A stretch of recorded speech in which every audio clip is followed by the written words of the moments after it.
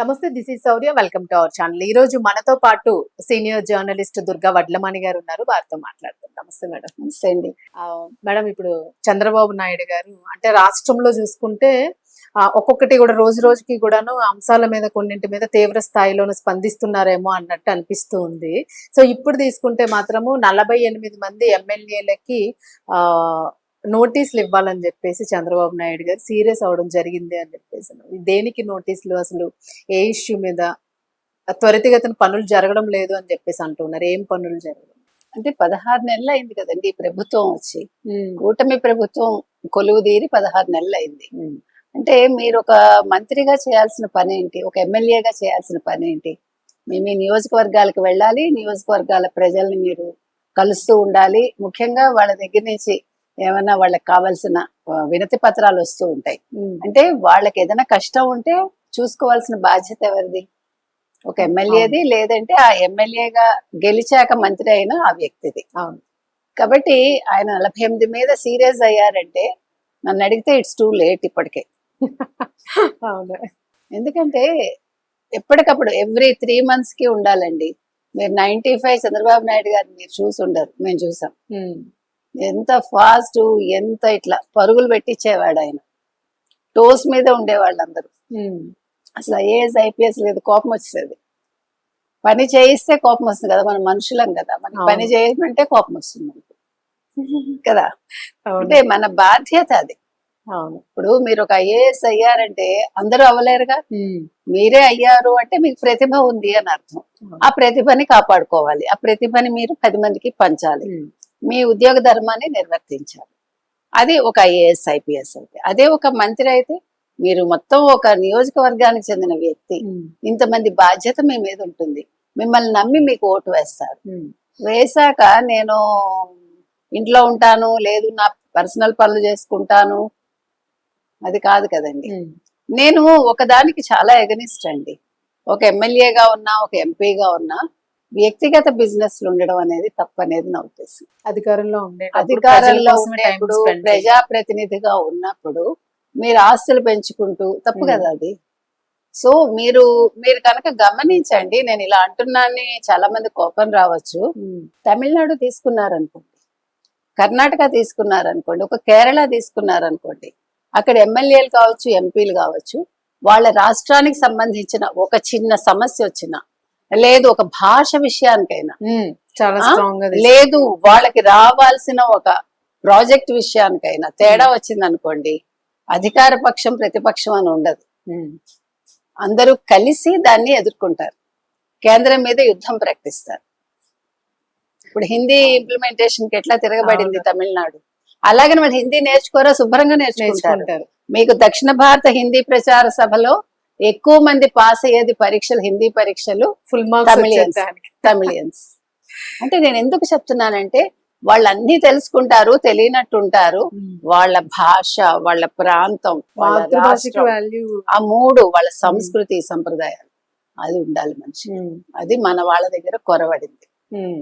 అందుకని ఎమ్మెల్యేలనైనా క్లాస్ తీసుకున్నారంటే 16 నెలల తర్వాత తీసుకోవడం చంద్రబాబు నాయుడు గారు చాలా డిలే చేశారని నేను అంటా.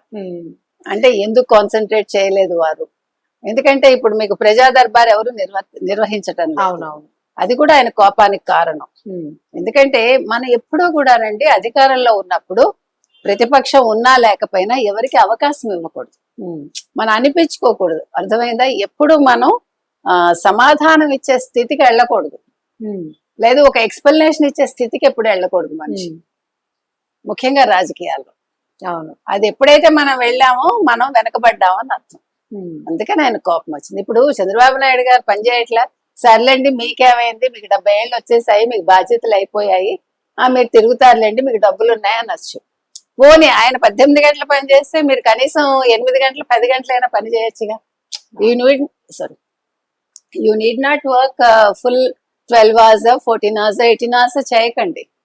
కనీసం 8 గంటలు మనం పనిచేస్తున్నాం, లేదు 7 గంటలు చేయండి, పత్రికల వాళ్ళలాగాను ఛానల్ వాళ్ళలాగా.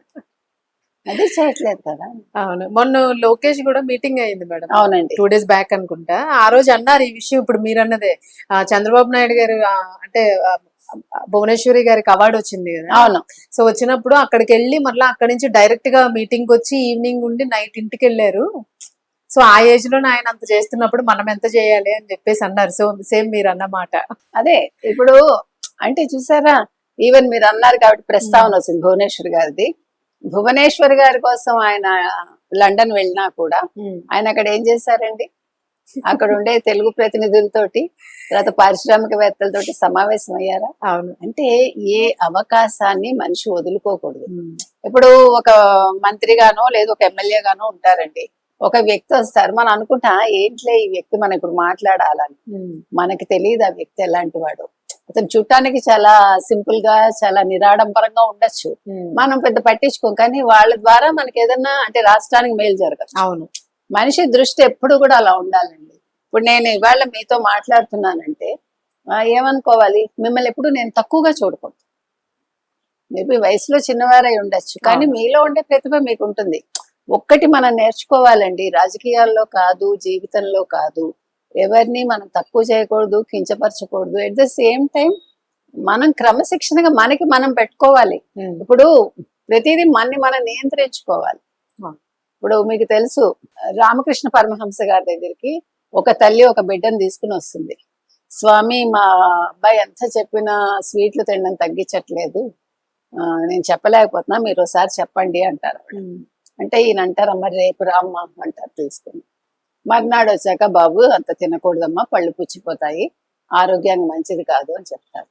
అంటే ఆ తల్లి అడుగుతుంది, స్వామి నిన్ననే చెప్పొచ్చు కదా ఈ మాట. అంటే నేను అదే పని చేస్తాను, ముందు నన్ను నేను తగ్గించుకోవాలి కదా, నేను తినడం తగ్గించుకున్నా కదా ఎదురువాడికి చెప్పాలి అంటాడు. అవును.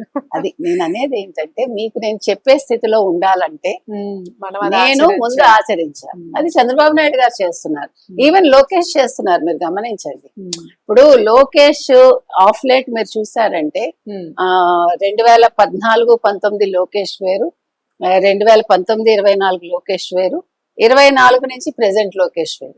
అంటే యూ కెన్ సీ ద, ఇప్పుడు నేను ఇంతకు ముందు కూడా చెప్పాను, ఒక ప్యూపా దశ నుంచి ఒక సీతాకొక చిలుక ఎట్లా మారుతుందో అట్లా తన్ని తాను మలుచుకున్నాడు లోకేష్. ఎగ్జాక్ట్. సో ఇప్పుడు లోకేష్ అంటే ఇప్పుడు చంద్రబాబు నాయుడు కొడుకు కాదు లోకేష్. ఇప్పుడు లోకేష్ అనేవాడు ఒక విద్యాశాఖ మంత్రి, ఒక ఐటీ శాఖ మంత్రి, ఒక మంత్రి అంతే, ఒక ఎమ్మెల్యే, ఒక మంగళగిరి ఎమ్మెల్యేగా అంటే ప్రూవ్ చేసుకున్నాడు. అంటే మీరు అనొచ్చు 16 నెలలకే అంటే అఫ్ కోర్స్ ఎస్. అంటే ఒక 5 సంవత్సరాలు అతను పడ్డ కష్టానికి ఈ రోజు మనం ఆ మార్పు చూస్తున్నాం. అది ఇప్పుడు మరి చిన్న వయసులోనే అతను మార్పు తెచ్చుకున్నప్పుడు, ఇవాళ మీకు తెలుగుదేశంలో ఉండే ఎమ్మెల్యేలు కావచ్చు, మంత్రులు కావచ్చు, చాలా వయసు ఉన్న వాళ్ళు కదా, వాళ్ళు చాలా అనుభవం ఉన్న వాళ్ళు, చాలా లోకం చూశారు. అంటే ఇప్పుడు మీకు మంత్రి పదవి అయాచితంగా వచ్చేయకూడదుగా. వాళ్ళు ఏమనుకోవాలి, మనకి ఇంత అనుభవం ఉంది, ఈ అనుభవాన్ని మనం రంగరించి మనం మంచి మంచి పనులు చేద్దాం, మన నియోజకవర్గాన్ని అభివృద్ధి చేద్దాం, నెక్స్ట్ జనరేషన్ ని తయారు చేద్దాం. ఇప్పుడు రానున్నదంతా కూడా యూతేనండి. మన జగన్మోహన్ రెడ్డి గారు కూడా పాపం చాలా గంజాయి బ్యాచ్ ని, రౌడీ మోకని కూర్చోపెట్టి అంతా మీదే ఫ్యూచరు, 80% యువతదే, మీరే నెక్స్ట్, ఇది మీకే నేను 80% సీట్లు ఇస్తా అన్నాడు. కానీ పొరపాటుగా పనిచేశాడంటే గంజాయి ఆంధ్రప్రదేశ్ అయిపోతుంది, అదే గంజాయి ప్రదేశ్ గా మారుస్తారు. అలా నేను చెప్పట్లేదు. కాకపోతే ఏంటంటే ఇప్పుడు మనకి ఓటింగ్ చూసుకున్నారంటే ఇప్పుడంతా కూడా యువత ఎక్కువైపోయారు. మన బీహార్ ఎన్నికలప్పుడు కూడా మనం చూసాం, ఫస్ట్ అంటే తొలి విడత ఆ రోజు మోదీ గారు కూడా ప్రశంసించారు కదా, వాళ్ళకి అభినందనలు అందజేశారు. మొట్టమొదటిసారి ఎవరైతే ఓటు వేస్తున్నారో, ఈవెన్ 24లో కూడా చాలా మంది యూత్ ఓటు వేశారు. ఇప్పుడు ఇంకా పెరిగింది ఓటింగ్ శాతం. అంటే మీకు ముసలి వాళ్ళ సంఖ్య తగ్గుతోందా, ఇప్పుడు యూత్ వస్తున్నారు, అంటే జనరేషన్ గ్యాప్ అనేది. So it's a good sign. అలాంటప్పుడు ఏం చేయాలి, ఈ ఎమ్మెల్యేలు కావచ్చు, మంత్రులు కావచ్చు, వీళ్ళు నెక్స్ట్ జనరేషన్ ని వీళ్ళు తయారు చేయాలి. అంటే తయారు చేస్తే రాజకీయ నాయకులు అవుతారా అంటే, మెరికల్ లాంటి వాళ్ళ నేరాలు కదండి. ఏరి వాళ్ళకి ట్రైనింగ్ ఇస్తే, మీరు 10 మందికి ట్రైనింగ్ ఇస్తే కనీసం ఒకళ్ళైనా పనికొస్తారుగా. 10 మందికి 10 మంది ఎప్పుడు కూడా అన్ని అందిపుచ్చుకోరు. ఇప్పుడు రాజుగారి ఆస్థానంలో ఉద్యోగం కావాలంటే బోల్డ్ మంది పోటీ పడతారు, ఆఖరికి 2 మిగులుతారు. 2లో ఒకళ్ళని ఎలా ఎన్నుకుంటారు, వాళ్ళ ప్రతిభ కారణంగా కదా. అంతా కూడా అంటే మీకు ఆ సమయస్ఫూర్తి ఉండాలి. ఇప్పుడు ఒక నిర్ణయం తీసుకోవటంలో మనకి సందర్భోచితంగా మనం నిర్ణయం తీసుకోగలగాలి, ఎదుటి మనిషిని అంచనా వేయగలగాలి. అది అనుభవంతో వస్తుంది. అందుకని చంద్రబాబు నాయుడు గారు కోపడ్డంలో అర్థం ఉందండి, అదేం తప్పుగా తీసుకోకూడదు. వీళ్ళందరూ ఆ కోపాన్ని పనిగా మలుచుకోవాలి. అవును ఆయన మళ్ళా నెక్స్ట్ టైం ఆయన మళ్ళా ప్రశ్నించే స్థాయికి వీళ్ళు ఉండకూడదు. అవును వీళ్ళు సమాధానం ఇవ్వాల్సిన అగత్యం కూడా ఏర్పడకూడదు. పనితో చేతల్లో చూపించి వాళ్ళ పాటికి వాళ్ళు ఉన్నారనుకోండి, మిమ్మల్ని ప్రశంసించక్కర్లా, తిట్టకుండా ఉంటే చాలు. అవును మ్యామ్, ఇంకొక మనకి టాపిక్ వచ్చింది కాబట్టి ఏదైతే మనం కేరళ, కర్ణాటక రాష్ట్రాలతో అనుకున్నాం, వాళ్ళ మాతృభాష కానివ్వండి ఇట్లాంటివన్నీ కూడా.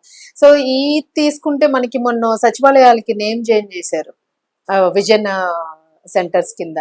దానికి మీ ఒపీనియన్ ఏంటి మేడం? అంటే అది అర్థం కావడం లేదు విజన్ సెంటర్ అనేది అని అంటూ ఉన్నారు. ఏమి లేదు, మీరు గ్రామ సచివాలయాలు ఎలా ఉన్నాయో ఇప్పుడు ఒక గ్రామ ఒక యూనిట్ గా అనుకున్నట్టుగా విజన్ యూనిట్స్ అంటున్నారు. ఒక పర్టికులర్ ఇదిని తప్పలేదు అందులో. మేబీ మీకు ఆ పదం నచ్చకపోతే హీ మే చేంజ్ ఇట్. అంటే చంద్రబాబు నాయుడు గారి దృష్టికి వెళ్తే మీకు తెలుగులోనే పదం కావాలంటే తెలుగులో పెట్టుకోవచ్చు, తప్పలేదు. విజన్ అనే దానికి అదే పదం కాకుండా కొంచెం రిలేటెడ్ గా పదాలు పెట్టుకోవచ్చు. మీరు అన్నట్టుగా మనం తెలుగుకి ప్రాధాన్యత ఇచ్చుకోవాలి అంటే ఖచ్చితంగా పదం మారిస్తే బాగుంటుంది.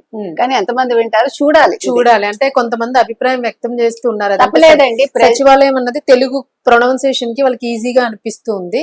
సో కొంచెం ఏజ్డ్ వాళ్ళు, ఎక్కువగా చదువుకోలేని గ్రామ ప్రాంతాల్లో ఉన్న వాళ్ళు విజన్ అనేది విజన్ యూనిట్ అనేది అర్థం కాదు అని చెప్పి, అంటే తెలుగులో ఉంటే బాగుంటుంది. ఖచ్చితంగా తెలుగులోనే ఉంటే బాగుంటుందండి. నేను తెలుగుకి చాలా ప్రిఫరెన్స్ సారీ అండి, నేను తెలుగుకి చాలా ప్రాధాన్యత ఇస్తాను. ఎందుకంటే నేను తెలుగు మాధ్యమంలోనే చదువుకున్నాను కాబట్టి మన భాష తర్వాతే ఏదైనా అనేది నా ఉద్దేశం కూడా. సో అందుకని చంద్రబాబు నాయుడు గారు అందరి అభిప్రాయం తీసుకుని ఆ పదాన్ని మార్పు చేస్తే బాగుంటుంది. ఒక తెలుగు పదాన్ని ఉంచితే దానికి అందరూ సంతోషిస్తారు, ఏదైనా జోడిస్తే బాగుంటుంది. ఖచ్చితంగా. Thank you. Thank you.